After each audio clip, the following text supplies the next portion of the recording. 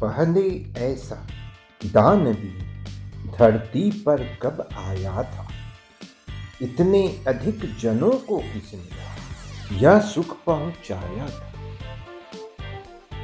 कहते हैं कि कर्ण दानवीर था और इसलिए कर्ण के आगे दानवीर लगता है। हिंदू धर्म में दान का बहुत विशेष महत्व है और पुण्य कमाने का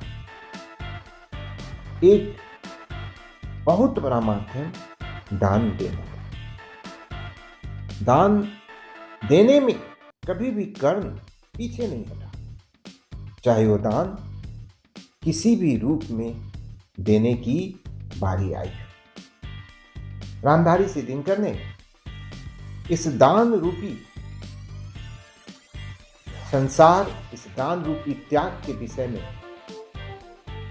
विशेष शब्दों में चर्चा की है।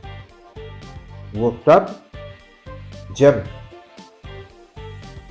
इंद्रदेव उनसे दान लेने आते हैं, ठीक उसके बाद आइए रामधारी से दिनकर के शब्दों को गाएं। दान जगत का प्रकृति धर्म है, मनुज व्यर्थ डरता है। एक रोज तो हमें स्वयं सब कुछ देना पड़ता है। बचते वही समय पर जो सर्वस्व दान करते हैं। ऋतु का ज्ञान नहीं जिनको, वे देकर भी मरते। वीर कर्ण विक्रमी दान का अति अमोघ व्रतधारी। पान रहा था बहुत काल से एक पुण्य प्रण भारी। रवि पूजन के समय सामने जो याचक आता था, मुंह मांगा वो दान कर्ण से अनायास पाता। ही विश्रुत यह बात कर्ण गुणदान और ज्ञानी है। दीनों के अब नम्ब जगत की सर्वश्रेष्ठ दानी है। जाकर उनसे कहो परी जिस पर जैसी विपदा हो। गो धरती गज बाजी मांग लो जो जितना भी चाहो। ना ही तुनी कहो जिसमें कब इस दानी के मुख से धन की कौन विषाद प्राण भी दे सकती वे सुख से। और दान देने में वे कितने विनम्र रहते हैं। दीन याचकों से भी कैसे मधुर वचन कहते। करती वो सत्कार की मानो हम हो नहीं भिखारी। वरण मांगते जो कुछ उसके न्याय सिद्ध अधिकारी। और उमड़ती है प्रसन्न दृग में कैसी जलधारा।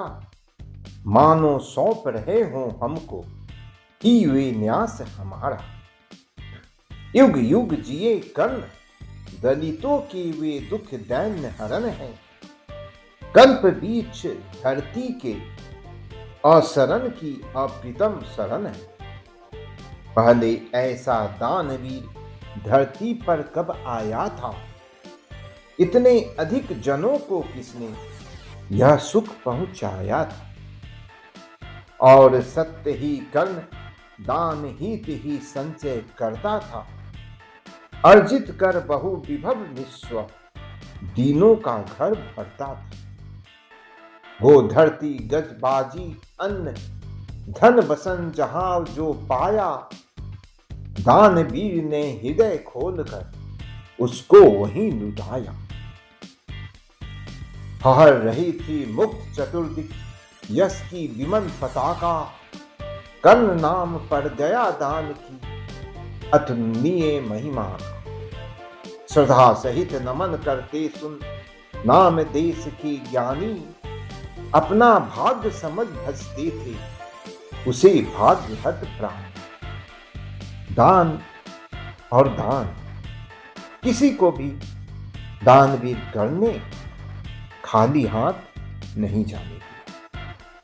और जब उसे मालूम चला कि इंद्र उससे उसका कवच कंडन मांगने आने वाले हैं, जिसकी सूचना उसके पिता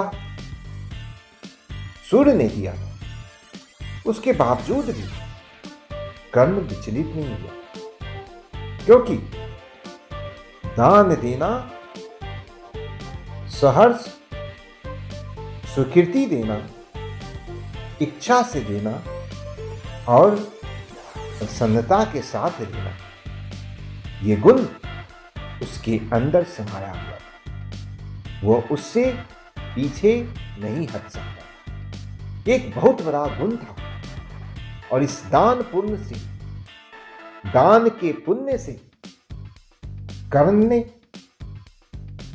वो शोहरत, वो पुण्य प्राप्त किया। आज हम दानवीर कर्ण को एक इज्जत के साथ स्मरण करते हैं।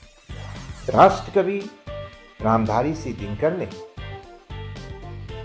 कर्ण के भावों को और जीवन के अद्भुत विचारों को शब्दों के मोती रूपी माला में पिरोया,